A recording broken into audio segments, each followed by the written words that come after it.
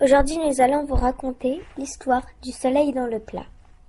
Ce n'est qu'en 1969 que le premier homme a posé ses pieds sur la Lune. À en croire une légende kabyle, une mémé ayant vécu à une époque remontant à la nuit des temps a fait mieux que les astronautes de la NASA. Elle a fait tomber dans son écuelle la Lune pour y faire des sortilèges, encouragée par ce premier exploit. Elle s'est attaquée ensuite au Soleil. Mal lui en prit. Si l'opération de descente de la Lune s'est passée sans incident, ce n'était pas le cas lors de la descente du Soleil. Soudainement, le jour s'est transformé en nuit. Ce jour-là, elle avait pris sa fossile et a commencé à battre frénétiquement de l'eau versée dans un grand plat. L'émulsion produit des bulles qui montaient vers le ciel en myriades. La quantité produite est tellement considérable qu'en quelques instants, le soleil est obscurci. Il rapetisse jusqu'à devenir une petite boule qui tombe dans le plat de la vieille. Privés de la clarté du jour, les ténèbres s'emparent du monde. Les premiers êtres humains qui ont assisté au phénomène sont affolés.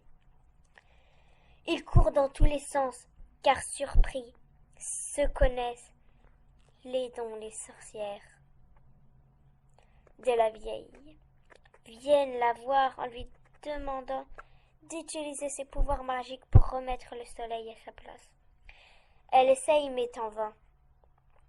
Les gens se rassemblent autour d'elle, la soupçonnant. Ils font de plus en plus de menaces. Ils s'approchent d'elle, torche à la main, pour la brûler vive dans sa chaumière, afin peut-être le soleil reprenne sa place. Apeuré, sentant la mort proche, qui invoque Dieu. Ô mon Dieu, je fais une grande erreur. Le soleil qui était aux cieux, qui donnait la clarté, je l'ai fait tomber. Les gens veulent me tuer. Dieu courroucé, dit-il.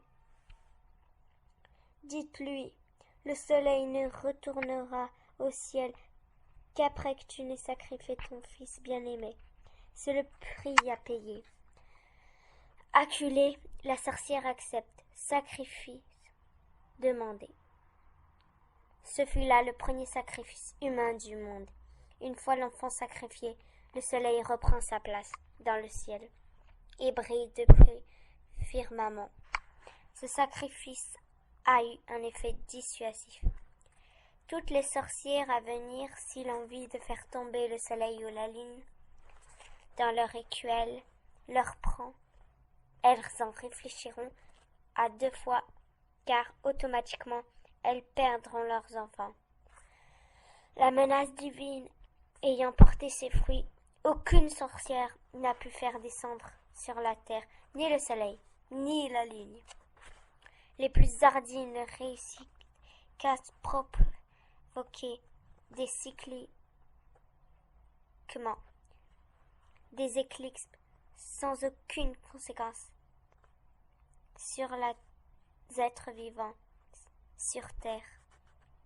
Heureusement pour nous,